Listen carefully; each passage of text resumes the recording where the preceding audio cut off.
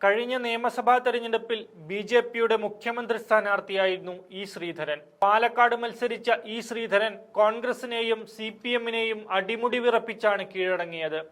ആകെ സീറ്റുകളുടെ എണ്ണം 1-ൽ നിന്ന് 0 മാറ്റിയാണ് കഴിഞ്ഞ നിയമസഭാ തെരഞ്ഞെടുപ്പിന് ബി.ജെ.പി കർട്ടനിട്ടത്. വീണ്ടും മറ്റൊരു നിയമസഭാ തെരഞ്ഞെടുപ്പ് പടിവാതിൽ എത്തി നിൽക്കുമ്പോൾ അപ്രതീക്ഷിതമായി വീണുകിട്ടിയ ലോട്ടറി മുറുകെ പിടിക്കാനുള്ള നീക്കമാണ് ബി.ജെ.പി നടത്തുന്നത്. ശശി തരൂർ MP-യെ ബി.ജെ.പി അവരുടെ മുഖ്യമന്ത്രി സ്ഥാനാർത്ഥിയാക്കുമോ എന്നാണ് ഇപ്പോൾ രാഷ്ട്രീയ കേരളം ഉറ്റുനോക്കുന്ന ഘടകം.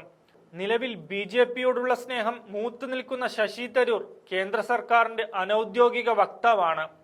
അടുത്ത നിയമസഭാ തെരഞ്ഞെടുപ്പിൽ MP സ്ഥാനം രാജിവെച്ച് ശശി തരൂർ ബി.ജെ.പിയെ കേരളത്തിൽ നയിക്കുമോ എന്ന ചോദ്യമാണ് ബാക്കി നിൽക്കുന്നത്. അതിനുള്ള സാധ്യതകൾ ഏറെ അടുത്തു നിൽക്കുന്നുമുണ്ട്.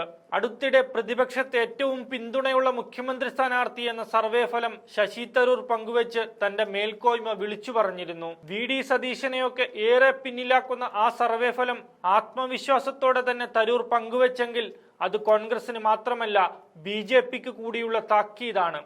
ഈ സർവേ പങ്കുവെച്ച് തരൂർ ഉദ്ദേശിച്ചത് ഇത്രയേ ഉള്ളൂ: തനിക്ക് കേരളത്തിന്റെ മുഖ്യമന്ത്രിയാകണം. നിലമ്പൂർ ഉപതെരഞ്ഞെടുപ്പിൽ ഒന്ന് പ്രസംഗിക്കാൻ പോലും വിളിക്കാത്ത തരൂരിനെ പൊതുതെരഞ്ഞെടുപ്പിൽ കോൺഗ്രസ് അടുപ്പിക്കില്ലെന്ന് ഉറപ്പാണ്. ഈ സാഹചര്യത്തിലാണ് തരൂർ ബി.ജെ.പി മുഖ്യമന്ത്രി സ്ഥാനാർത്ഥി എന്ന സാധ്യത തേടുന്നത്. തരൂരും പ്രധാനമന്ത്രി നരേന്ദ്രമോദിയും ഇപ്പോൾ ഇരുധ്രുവങ്ങളിൽ ഒരേ മനസ്സായി നിൽക്കുന്നവരാണ്. അതേസമയം തരൂരിനെ ബി.ജെ.പിയിലേക്ക് അടുപ്പിക്കാതിരിക്കാനുള്ള ഘടകം RSSന്റെ നിലപാടാണ്.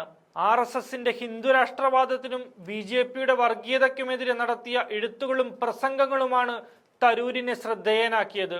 ആ എഴുത്തിന്റെ ആത്മാർത്ഥതയാണ് ഇപ്പോൾ ചോദ്യം ചെയ്യപ്പെടുന്നത്. ബി.ജെ.പി അധികാരത്തിന്റെ പരിസരത്ത് പോലും ഇല്ലാതിരുന്ന നാളുകളിലാണ് തരൂരിന്റെ എഴുത്ത് സംഭവിക്കുന്നത്. തരൂർ കോൺഗ്രസിൽ നിന്ന് സീറ്റ് സംഘടിപ്പിച്ചത് തന്നെ അന്നും ഇന്നും വലിയ ചർച്ചാ വിഷയമാണ്. ഐക്യരാഷ്ട്ര സംഘടനയുടെ സെക്രട്ടറി ജനറൽ മത്സരത്തിൽ തോറ്റാണ് തിരുവനന്തപുരത്ത് അദ്ദേഹം വിമാനമിറങ്ങുന്നത്.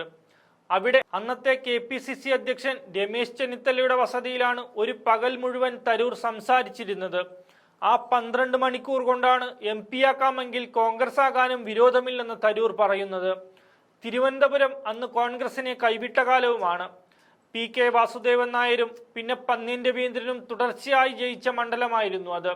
പണ്ട് V.K. കൃഷ്ണമേനോനെ തിരുവനന്തപുരത്ത് നിർത്തി ജയിപ്പിച്ച തന്ത്രം തരൂരിന്റെ കാര്യത്തിൽ ഫലപ്രദമാകുമെന്ന് പറഞ്ഞ് രമേശ് ചെന്നിത്തല A.K. ആന്റണിയെയും ഉമ്മൻചാണ്ടിയെയും പറഞ്ഞു മനസ്സിലാക്കി.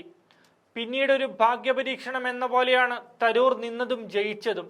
ബാക്കിയെല്ലാം നമുക്കറിയാവുന്ന കാര്യവുമാണ്. ഈ വർഷത്തിന്റെ ആദ്യം മുതൽക്കാണ് തരൂർ ഇടഞ്ഞു തുടങ്ങിയത്. കോൺഗ്രസ് അധ്യക്ഷ സ്ഥാനത്തേക്ക് മത്സരിച്ചു തോറ്റപ്പോൾ തന്നെ ആ ചിത്രം പാതി പൂർത്തിയായിരുന്നു.